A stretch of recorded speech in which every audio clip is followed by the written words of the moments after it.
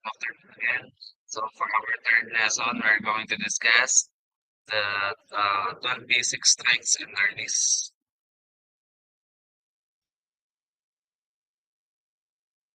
So, kanina, diba, ang first topic natin is about the fundamentals, no?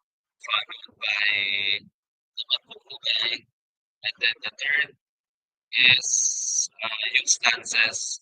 Then the last part of our lesson is about 12 basic strengths. Okay, aside from this pre-recorded video, magsasend din ako ng video talaga na kung paano talaga siya ginagawa. Itong mga basic strengths para na rin maging guide ninyo doon sa gagawin ninyong performance.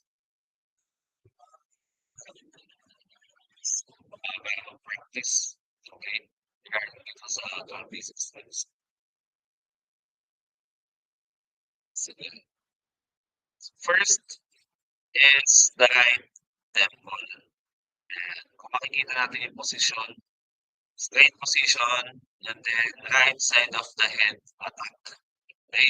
Yung right hand niya is nakalagay doon sa ilalim ng chin, no? Then yung stick is nasa likod. So that is right temple, no?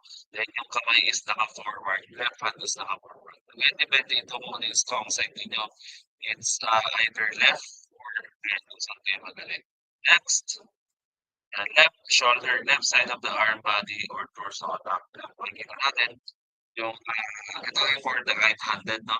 Yung stick is nakaposisyon or yung arm natin nakaposisyon ah, sa tapat, no, ng torso. Then yung stick is nakalagay outside ng katawan, no, nakalabas. Ang tawag dito is yung left shoulder. Next, right shoulder. So yung ginawa natin kanina ay babaligtaran lang natin yung stick and then yung arm natin para yung stick is mapunta doon sa left side ng body natin. Okay? Same position sa tapat ng torso. And then for the stomach thrust, no, ang target natin is stomach nga ng opponent natin. And makikita natin, left hand natin is nakalagay, nakapatok sa shoulder. And then yung stick, and kung makikita natin is nakaposition forward. Next, yan, left chest thrust.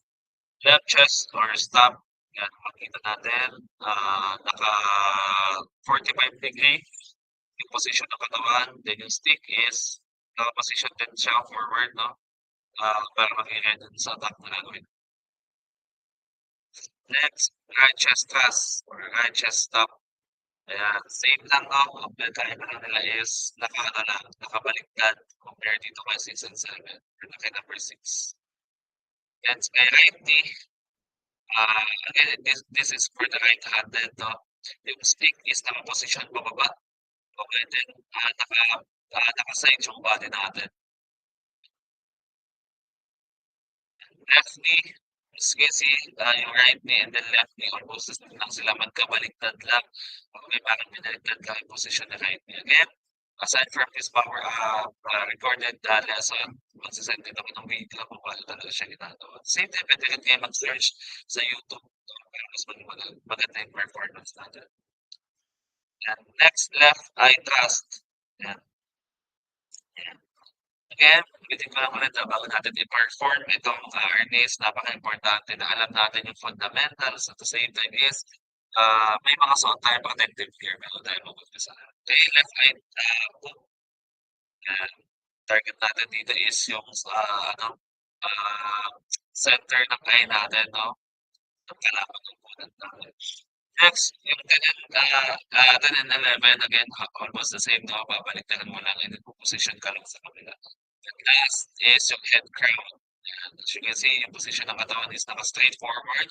Then, again, this is for the right hand. And then yung stick natin ay nakalagay or nakaposition center. Okay? Sa center ng katawan.